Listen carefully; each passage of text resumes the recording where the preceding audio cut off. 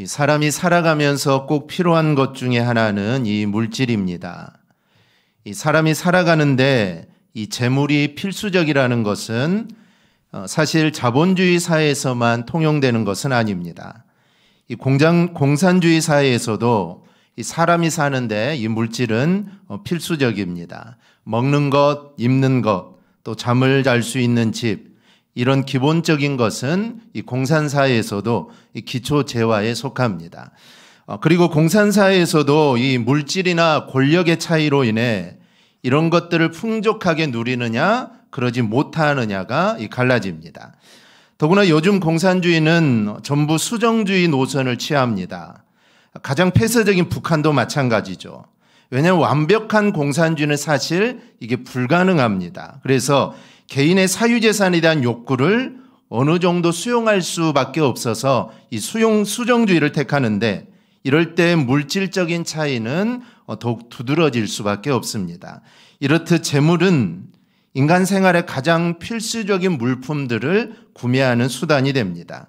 물질 세상과 단절된 채 산에 들어가 노동과 명상을 중심으로 살아가는 분들을 우리가 수도사라고 하는데, 아마 이 사람들의 삶이 물질주의를 많이 벗어난 분들의 삶일 겁니다. 이들은 최소한의 소비를 하며 살아갑니다. 또한 늘 신앙을 수련하는 자세를 갖기 때문에 사실 가장 성경적인 삶을 산다라고 또 볼 수도 있습니다. 하지만 이런 수도사들에게도 최소한의 재물은 또 필요합니다. 그들은 먹지 않을 수 없고 입지 않을 수도 없고 최소한이라더라도 비나 바람을 피할 수 있는 거처는 있어야 합니다. 그것까지 소유하지 않고 살 수는 없죠. 이렇게 최소한으로 먹고 입고 거처하는데도 결국 재화를 통하여 이걸 마련할 수밖에 없습니다. 즉 어떻게 생각하든 아니면 어떤 모양으로 살아가든 인간이 살아가는데 필요 불가견한 것이 바로 이 재물이라는 것이죠. 그렇다면 성도는 재물에 대한 바른 생각을 정리해야 합니다. 즉 없을 수도 없고 안 쓸 수도 없고 반드시 우리가 사용해야 되는 것이기 때문에 여기에 대한 생각을 잘 정립해야 합니다. 왜냐하면 재물로 인한 시험에 빠지지 않기 위해서입니다.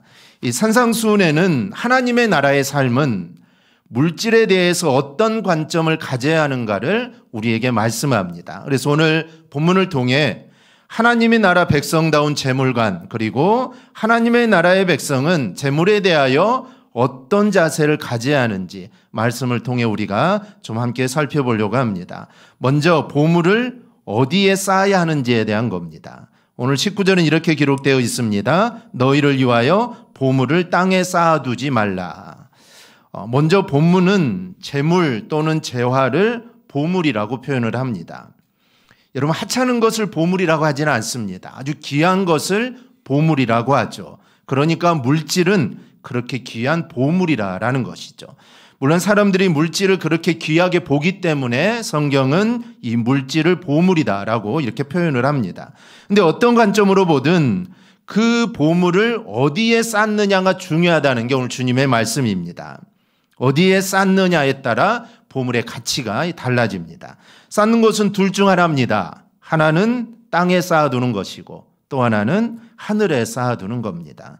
그런데 땅에 보물을 쌓아두면 좀벌레가 갉아먹고 녹슬어서 사가지고 그래도 남은 것은 도둑이 구멍을 뚫고 훔쳐간다는 것이죠. 그러니 보물다운 가치를 제대로 할 수 없는 것입니다. 즉 보물이라면 내가 가지고 있든지 아니면 어디에 잘 보관해야 되는데 잘 보관해놔도 다 없어져 버리니까 사실 이거는 보물이라고 할 수가 없는 것이죠. 반면에 하늘에 쌓아두면 좀이나 동록이 해하지 못한다고 합니다. 도둑이 구멍을 뚫고 와서 훔쳐가지도 못한다는 것이죠. 언제까지나 보물로서의 가치가 그대로 보존되기 때문에 보물을 저장하는 장소로 가장 적합한 곳이 하늘이다라고 이렇게 말을 합니다. 그렇다면 당연히 우리는 보물을 땅에 쌓을 것이 아니라 당연히 하늘에 쌓아야 합니다.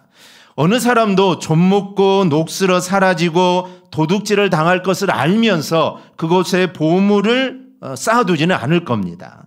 당연히 내 것을 이런 것들로부터 안전하게 보호를 받을 수 있는 그곳에 쌓아두게 되죠. 그래야 제 가치를 발휘하게 되는 것입니다. 그럼 어떻게 하는 게 보물을 하늘에 쌓아두는 것일까요? 가장 쉬운 방법은 하나님께 헌금하는 것입니다. 그러면 하나님께서 우리가 필요할 때 그 몇 배를 내어주실 겁니다. 그런데 헌금만이 하늘의 보물을 쌓아두는 것은 아닙니다. 헌금만 강조하면 이단들이나 잘못된 종교 집단에서 전 재산을 하나님께 바쳐야 한다라고 주장하는 것이 많기 때문에 사실 헌금만 강조하면 이 문제가 됩니다. 즉 하늘에 쌓는 것이 무조건 헌금이 하늘에 쌓여야 된다. 이거는 문제가 되죠. 그리고 하나님께 그렇게 바치면서 필요할 때 그 이상으로 하나님이 주신다고 생각하고 헌금하다 보면 그건 역시 물질을 땅에 쌓는 것과 이거는 다를 게 없습니다. 무엇을 얻으려고 생각하고 헌금한다면 그건 역시 물질을 땅에 쌓는 것과 이건 다름이 없습니다. 오히려 하늘에 쌓는다는 것은 하나님이 보실 때 가장 필요한 것에 그 물질이 흘러가게 하는 점이라는 것을 우리는 보아야 합니다. 나에게도 물질이 필요하죠. 다 필요합니다. 그럼 필요한 만큼 되도록 절제하면서 나를 위해 사용합니다.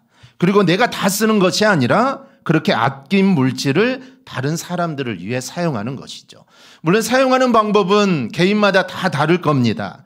다른 사람을 돕는 일에 사용하기도 하고 아니면 지역사회에 헌신할 수도 있고 아니면 국내나 국외든 어려운 사람들을 위하여 기부할 수도 있습니다. 이처럼 하나님이 바라시는 곳에 물질이 사용되는 것이 바로 하늘에 쌓아두는 것입니다. 그러기에 이 물질이 보물이라는 것은 이게 맞는 말이죠. 그러나 나만 위하여 쌓아두는 것이 아니라 필요한 사람에게 적절하게 쓰이도록, 즉 필요한 사람에게 흘러가도록 하는 의미에서 이거는 보물입니다. 이런 의미를 우리는 오늘 본문에 보면 쌓아두지 말라라는 말씀에서 우리는 확인할 수 있습니다. 이 쌓아두지 말라라는 말의 원래 뜻은 쌓는 일을 그만두라라는 뜻입니다. 즉 저장해 놓는 일을 하지 말라는 것이죠. 주님이 본절에서 만일 그렇게 쌓아놓는 일만 하면 녹슬고 변질되고 또 도둑을 맞을 거라고 주님은 경고하십니다. 사실 이 세상의 모든 제품은 유통이 되어야 상하지 않습니다.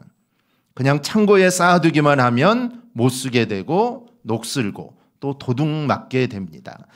캐드런 쿨만이라는 미국의 유명한 여부흥사가 있습니다. 그녀의 가정은 큰 가수원을 경영하는 분홍이었는데 이 창고에 과일을 넣어두면 이상하게도 자기 집의 과일만 상하는 일이 없었다는 겁니다. 이 다른 가수원 집들은 거의 절반 이상이 상해서 다 버리는데 자기 아버지의 과일은 상한 것들이 극소수여서 사람들이 참 불가사의하다. 어쩜 저 집만 저렇게 과일이 상하지 않을까? 그래서 궁금해했다는 것이죠. 근데 그녀가 성장을 위해 생각해 보니까 자기 아버지는 이 과일 저장고를 자꾸 열어서 이웃들에게 과일을 나누어 주는 그런 선행을 많이 했었다라는 것을 기억하게 됩니다. 자기 집 과일이 상하지 않는 비결은 자기 부친이 그 과일을 쌓아두지 않고 그 과일을 나누어 주고 또 그 일이라는 것을 그제는 깨닫게 된 것이죠. 그래서 환기가 자주 되고 또 과일을 나눠주면서 상한 것을 골라내고 이렇게 해서 과일이 상하지 않았다라는 겁니다. 우리가 지닌 것들도 여러분 마찬가지입니다. 하나님은 그것을 쓸 곳에 쓰라고 우리에게 주신 겁니다. 그런데 자기를 위해 사용하기만 하면 하나님이 주신 것들이 상하게 되고 못 쓰게 되고 또 엉뚱한 자들의 손에 이게 넘어가게 됩니다. 여러분 저축한 일도 중요하지만 그 저축한 재산을 잘 사용할 줄 아는 것, 이것 또한 중요하다는 것을 우리는 기억해야 합니다. 즉 주님의 일을 위해 그리고 필요한 사람들에게 흘러가도록 하는 습관을 우리가 지닐 수 있기를 축복합니다. 우리가 그렇게 하는 이유가 있습니다. 그렇게 하면 하나님이 원하시는 목적이 이루어지기 때문입니다. 이 달란트 비유를 보면 5달란트, 2달란트 받은 자는 주인의 마음을 잘 알았기 때문에 그들은 곧바로 나가 장사를 합니다. 얼마를 남겼느냐? 그거는 그 다음이고 주인이 달란트를 맡긴 것은 장사하라고 맡겼기 때문에 그들은 주인의 마음을 알고 곧바로 나가서 장사를 한 것이죠. 그런데 1달란트 받은 자는 주인의 마음을 잘못 이해했습니다. 그래서 땅에 묻어둔 것이죠. 장사하기를 원했는데 그는 주인의 마음을 곡해하고 그는 장사하지 않았습니다. 그리고 그것이 나는 잘한 일이다라고 생각을 했던 것이죠. 우리도 하나님의 마음을 사실 알아야 합니다. 나에게 물질을 주신 목적을 우리는 제대로 알아야 합니다. 그래야 그 물질을 잘 사용할 수 있게 되는 것이고, 그리고 그렇게 사용하는 것이 결국 하나님의 영광을 위해 사는 것입니다. 즉, 하나님 맡겨주신 것을 하나님의 뜻에 맞게 사용하는 것, 이게 하나님의 영광이 되지 않겠습니까? 하나님이 나에게 직분을 주셨으면 그 맡은 직분에 따라 내가 헌신하고 충성하는 것, 이게 바로 하나님께 영광을 돌리는 것이죠. 우리가 세상에 직장을 얻고 아니면 하나님이 나에게 직장을 허락해 주셨다면 그 직장을 허락해 주신 목적을 알고 그 일터에서 그 목적대로 사는 것, 이게 바로 하나님께 영광을 올려드리는 겁니다. 이건 물질도 동일하다는 것이죠. 왜 하나님이 나에게 물질을 주셨을까? 그걸 제대로 알고 거기에 맞게 사용하는 것, 결국 하나님의 영광을 우리가 드러내는 겁니다. 근데 이때 주님이 이렇게 말씀하십니다. 21절입니다. 내 보물 있는 곳에 내 마음도 있느니라. 물질이 쌓여 땅에 쌓는 것은 자신을 위해 쌓는 겁니다. 이런 사람의 마음은 언제나 자기밖에 모르죠. 자기가 자신의 신이 되어서 자기 욕심만 채울 뿐입니다. 그런데 이렇게 쌓는 것으로 그 욕심이 사실 채워지지 않습니다. 쌓으면 쌓을수록 불안하죠. 투자한 것은 내가 잘한 것인지, 사기를 당하지는 않을지, 조물 걱정해야 하고 동록을 걱정해야 하고 도둑을 걱정해야 합니다. 우리가 만약에 은행에 한 5천만 원 적금을 들어놨다고 생각하면 별로 걱정 안 하겠죠. 그 사기당해도 5천만 원까지는 보장해 주니까 뭐 걱정할 필요가 없죠. 근데 은행에 10억, 아니 내가 100억이 들어가 있다면 아마 그 사람은 잠을 잘 못 잘 겁니다. 이 은행이 부도나면 어떻게 되겠습니까? 이 마찬가지라는 것이죠. 쌓으면 쌓을수록 이게 늘 불안하는 것입니다. 누가 가져갈까? 도둑이 해야 할까? 늘 걱정이 한다는 것이죠. 그런데 자신에게 모든 걸 다 쓰지 않고 필요한 만큼만, 그리고 절제에 쓰고 남은 것을 필요한 곳으로 흘려보내는 사람은 바로 그것에 자신의 마음이 그곳에 있습니다. 하나님이 사랑하시는 가난한 사람들, 또 하나님이 세워가기를 바라시는 공동체, 하나님이 구원하시기를 바라는 사람들, 이곳에 자신의 마음이 있습니다. 그런데 중요한 것은 바로 그곳에 하나님이 계신다라는 것입니다. 즉, 내가 그 사람들을 생각할 때 하나님도 마찬가지로 그 사람들을 생각하고 있다라는 것이죠. 그래서 하나님의 뜻이 이루어지는 곳에 마음이 있는 것입니다. 이렇게 물질을 사용하는 것이 바로 하늘의 보물을 우리가 쌓아두는 겁니다. 여러분, 우리가 정말 사랑하면 그 사랑하는 대상에게 마음이 가게 되어 있습니다. 우리가 하나님을 정말 사랑하는 것은 바로 하나님께서 불쌍히 여기는 자들을 우리도 사랑하는 것입니다. 특히 우리 물질이 그런 사람들을 위해서 사용되어야 합니다. 그럴 때 하나님께서는 우리의 재물이 참된 보물이 되도록 하시는 겁니다. 정말 그 재물이 보물처럼 그곳에 사용되게 되는 것이죠. 생명을 구원하고 영혼을 구원하고, 이게 하나님 나라에 바로 쌓이는 겁니다. 여러분, 우리의 보물을 어디에 쌓으시렵니까?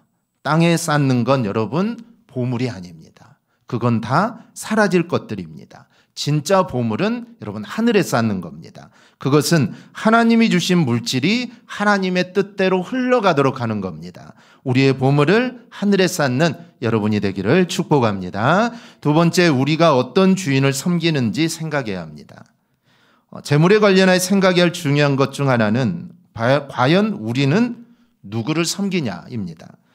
당연히 우리는 주님을 섬기죠. 어느 누구도 재물을 섬긴다라고 말할 사람은 없습니다. 그런데 24절을 보면 한 사람이 두 주인을 섬기지 못한다고 하면서 하나님과 재물을 겸하여 섬기지 못한다라고 지적합니다. 이 말은 하나님을 섬긴다 하면서 재물에 더 마음을 두는 경우가 많다라는 것을 우리 주님이 지적하는 것입니다. 이런 일이 없다면 주님이 이 일을 말할 이유가 없죠. 그런데 이런 일들이 있다라는 것입니다. 그리고 놀랍게도 재물이 주인이 될 수 없다, 재물과 하나님을 섬길 수 없다라고 하면서 재물과 하나님을 동등한 위치에 놓는 겁니다. 그런데 이게 다른 사람이 말이 아니라 예수님께 직접 가르치시는 말씀이라는 것이죠. 예수님의 말씀이라는 겁니다. 우리가 가볍게 여길 수 없는 것은 재물이 우리의 마음을 빼앗고 지배하는 통치자가 된다는 겁니다. 사실 재물은 인격적이지 못하기 때문에 재물이 우리를 지배할 수는 없습니다. 하지만 물질에 대한 욕심이 인간의 마음을 결국에는 그런 지경으로 가도록 결국에 이렇게 만든다는 것이죠. 더 갖고 싶어하는 마음이 결국에는 돈의 노예가 되어버린다는 겁니다. 그런데 문제는 하나님을 섬긴다고 하는 이들에게도 이런 모습이 나타난다는 겁니다. 그리고 이런 자는 결국 하나님을 제대로 섬기지 못한다고 우리 주님은 지적합니다. 결국 두 주인을 섬기지 못한다는 말씀이기 때문입니다. 오늘 본문에 나오는 재물이라는 말의 어원이 맘모나스입니다. 이 말에서 재물의 신인 이 맘몬이라는 말이 나옵니다. 그런데 신기한 것은 이 맘모나스는 아멘과 어원이 같습니다. 즉 무엇이든지 내가 원하는 대로 될 거다라는 뜻이죠. 아멘이라는 게 하나님 말씀에 아멘하면 이대로 이루어질 줄 믿습니다라는 것이죠. 재물도 마찬가지입니다. 이 재물이 내가 원하는 것은 무엇이든지 해줄 수 있다라는 것이죠. 즉 아멘은 하나님을 의지함이고 재물은 맘몬은 돈을 의지함입니다. 그럼 이렇게 물질을 숭배하는 이 맘몬을 우리가 물리칠 방법이 무엇입니까? 그것은 재물에 대한 관점을 우리가 바르게 세우는 겁니다. 주님의 가르침은 우리의 눈이 밝아야 한다라고 말씀합니다. 눈은 몸의 등불이라고 하면서 눈이 성하면 온몸이 밝을 거라고 하고 반대로 눈이 나쁘면 온몸이 어두워진다라고 합니다. 물질에만 시선이 고정되어 있으면 다른 것을 보지 못하기 때문입니다. 즉 물질에 시선이 되어 있으면 다른 게 안 보인다는 것이죠. 어두워진다라는 것이죠. 물질만 바라보니 결국에는 물질의 종이 되어버리고 맙니다. 이는 우리가 무엇을 보아야 하는가를 주님 우리에게 가르쳐 줍니다. 우리는 하나님을 보아야 한다는 것이죠. 즉 하나님이 제시하는 그 정의를 우리는 볼 수 있어야 합니다. 우리 눈이 이를 외면하고 하나님을 보지 못하고 하나님의 정의를 보지 못하고 물질에 고정될 때 결국 우리는 물질의 노예가 되고 맙니다. 이 창세기서를 보면 야곱이 외삼촌 라반의 집에서 일하면서 결혼하는 이야기가 나옵니다. 라헬을 사랑해서 7년간 봉사했는데 라반이 속여서 레아를 침실로 들어보내게 되죠. 그래서 어쩔 수 없이 레아를 아내로 맞이하고 또한 라헬을 아내로 맞이하기 위해 외삼촌 라반에게 봉사를 하게 됩니다. 그런데 레아에 대해서 이런 표현이 나옵니다. 레아는 알력이 부족하고 라헬은 곱고 아리따우니. 여기서 알력이 부족하다는 것은 시력이 나쁘다는 게 아닙니다. 총기가 결여되어 있다라는 의미로 사용된 것이죠. 후에 레아가 아버지 드라빔을 훔치게 됩니다. 드라빔은 가정우상으로 재산의 상속권을 의미합니다. 따라서 레아가 알력이 부족하다는 것은 시력이 안 좋다는 것이 아니라 보는 눈이 없다라는 것이죠. 즉 하나님을 보지 못하고 물질에 매여 있는 것을 의미한다라고 볼 수가 있습니다. 우리의 눈은 과연 무엇을 보고 있는가? 사실 우리는 늘 생각해 봐야 합니다. 그러면 내가 하나님을 섬기는 자라면 정말 하나님과 하나님이 기뻐하시는 일에 집중하여 보는 눈을 우리는 소유해야 합니다. 그래서 우리의 눈이 밝아야 한다는 것이죠. 하나님을 섬긴다고 하면서 물질을 겸하여 섬기는 것은 우리의 눈이 흐려진 것입니다. 그리고 주님께서 말씀하신 대로 하나님과 물질을 절대로 겸하여 섬길 수 없습니다. 물질의 시선을 고정하는 순간 우리는 물질을 섬기는 자가 됩니다. 그러니 우리의 눈은 하나님께 고정시킬 수 있기를 바랍니다. 그래 오직 하나님만을 섬기는 삶을 살아가기를 축복합니다. 셋째로 우리가 염려하지 말고 하나님만 의지하여야 한다는 점을 생각해야 합니다. 우리가 이 세상을 살다 보면 무엇을 먹을까, 무엇을 입을까, 무엇을 마실까 항상 고민합니다. 돈이 없으면 당연히 이 고민을 할 수밖에 없고 설령 돈이 많아도 똑같이 고민을 합니다. 그만큼 인간은 먹고 입고 마시는 것에서 벗어날 수 없다는 것이죠. 그런데 예수님 말씀은 정확합니다. 그렇게 염려하는데 그 염려 안으로 문제가 해결되는 건 하나도 없다라는 것이죠. 우리가 염려함으로 키 1cm를 키우지 못합니다.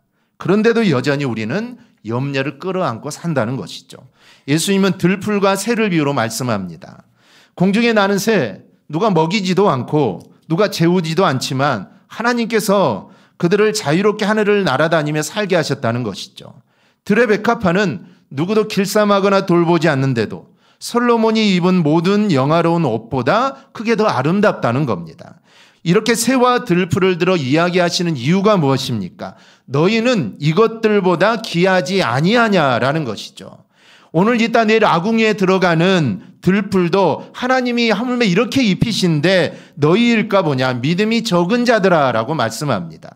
예수님의 말씀은 하나님께서 당신의 자녀들을 입히고 먹이시고 재우신다는 겁니다. 하나님이 그렇게 하시기에 먹을 것, 입을 것, 마실 것 때문에 이제는 염려하지 않아도 된다라는 것이죠. 그러니 염려하지 말고 하나님께 맡기고 살아가기를 축복합니다. 우리가 물질과 관련하여 우리가 생각해야 할 것은 하나님께 적당한 것으로 우리에게 공급하신다는 겁니다. 하나님의 자녀는 하나님으로 말미암아 입고 먹고 마십니다. 그러기에 물질에 매여서 고민하는 삶을 살지 않아도 된다는 것이죠. 우리의 눈이 물질만 바라보면, 그래서 물질을 섬기는 자가 되어버리면 물질 때문에 사실 염려할 수밖에 없습니다. 갖지 못했을 때는 먹을 게 없다라고 염려하죠. 그런데 어느 정도 갖게 되어도 더 갖지 못해서 또 염려합니다. 물질이 우리의 마음에 매여 있기 때문입니다. 반대로 우리의 마음은 하나님께 매여 있어야 될 줄 믿습니다. 그러면 하나님은 우리의 필요한 것을 사실 이미 다 아십니다. 즉 우리가 기도하기 전에 이미 하나님은 다 아시는 겁니다. 그래도 하나님은 우리에게 기도하라고 하신 것이죠. 아시지만, 알고 있지만 그래도 간구하라는 것입니다. 그렇기 때문에 우리가 필요한 것을 하나님이 이미 아시기 때문에 필요할 때 필요한 만큼 공급해서 조금도 부족함이 없도록 하나님이 해주시는 겁니다. 이 가정도 마찬가지고 교회도 마찬가지입니다. 하나님이 입히시고 먹이시기 때문에 부족함이 없습니다. 넘치도록 주시지는 않지만 그래도 부족함이 없도록, 그래도 먹고 살 만큼 교회를 이끌어갈 만큼 하나님은 늘 채워주신다는 것이죠. 바로 그분이 하나님이시기 때문에 그 하나님을 믿고 의지하며 너희들은 걱정하지 말라라는 것입니다. 여러분, 우리 안에 해결되지 않는 문제들이 있을 겁니다. 여러분, 그것도 우리가 하나님께 맡겨야 합니다. 우리가 염려해도 사실 그 문제를 해결하지 못합니다.